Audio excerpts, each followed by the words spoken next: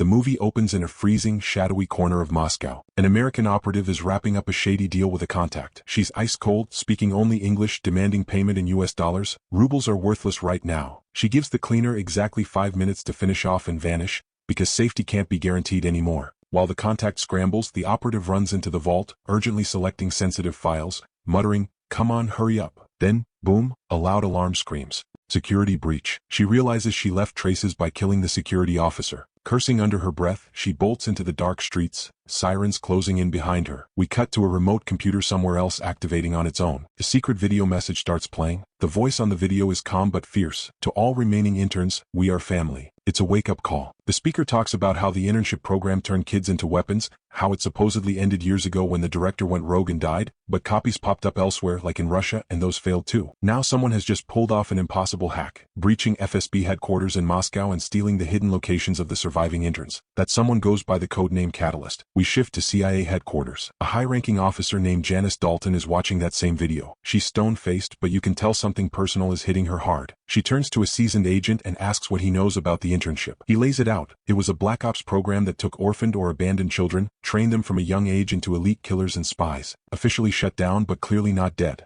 Catalyst's breach proves the remaining interns are still out there, underground for years. Psych profiles suggest Catalyst is looking for a substitute family. Janice gives the order to bring the assets back in. The agent raises an eyebrow. "Why me?" Janice drops the bomb. She just discovered yesterday that Catalyst is actually her biological daughter, and there's an old enemy already hunting them. Janice needs help fast. Help from someone she was once involved with, Nelson Batty, a CIA colleague who got kicked out from the CIA for punching his boss. Janice asks him to help find her daughter before the Russians does. A ruthless operative is preparing for a mission. He mocks religious blessings, calls what he's about to do a grave sin, but he's all in. He strong-arms an old contact for men, gear, and tactical vehicles. Mission starts today. They're coordinating with a fixer named Yuri, meeting at a cafe. The target? The interns.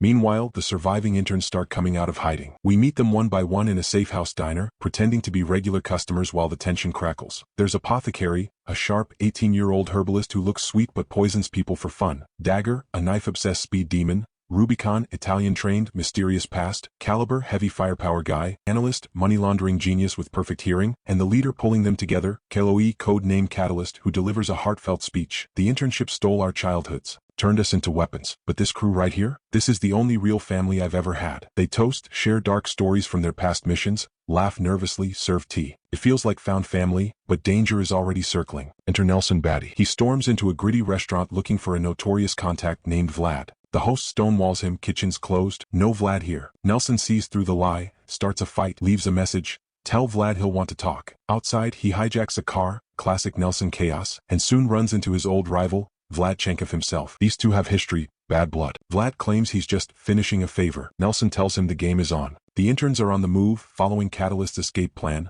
marked trails, a hidden van. But the Russians are flanking them through the drifts silently. Gunfight erupts. Bullets rip through trees. One intern takes a hit. Another mocks it as karma. They fight back hard, retreat north, barely escape. Back at HQ, reports come in. Messy scene, Russians got there first. Someone tipped them off. There's a mole, codename Phantom. Catalyst group patches wounds in the cold. A cryptic message pings from an unknown friend. They decide to meet the stranger. Guns up instantly. He explains he's retired, got kicked out for punching a superior. But Janice, yes, Catalyst's mother, sent him personally. The daughter, aka Catalyst, is ice cold. The program raised her, not a mom she never knew. Nelson lays out the stakes. Russians want her dead, CIA wants her back, and a mole is leaking everything. He offers a meet with Janice. Catalyst agrees, reluctantly. One wrong move and she'll kill him herself. They switch cars, go dark. Janice shares decoded FSB files, a mysterious bank routing number in New York and the code Trafalgar 9. Nelson's confused. Catalyst finally meets her mother, awkward, painful, full of resentment. Janice begs for a chance to protect her. Then chaos. CIA Deputy Director Dick Jones rolls up with a team, demanding extraction. The interns refuse, they're not assets anymore. Sudden ambush. Gunfire everywhere. They pile into vehicles, weave through bullets, barely escape. Catalyst furious. Who set them up? Paranoia explodes. Catalyst lines everyone up, starts grilling. Rubicon's car explosion?